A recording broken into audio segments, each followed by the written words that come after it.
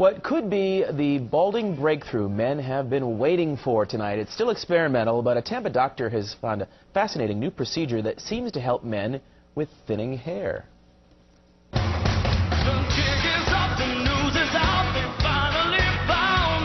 Not everyone can rock a bald head like Chris Daughtry, David Beckham, or Bruce Willis.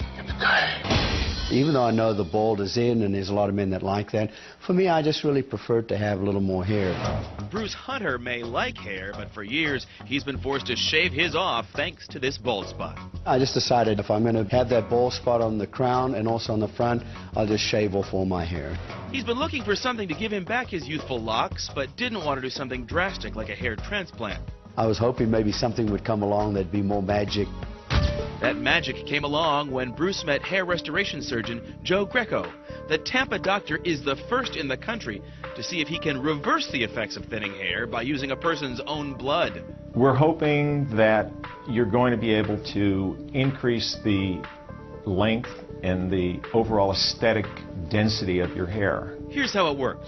Dr. Greco draws a lot of blood from your arm, then spins it around in this machine to harvest what's called platelet-rich plasma, or PRP. Platelets contain proteins or growth factors that are the little cellular engines that can create new circulation and new cells. He then uses this roller to stimulate areas that are thinning and injects the growth platelets there.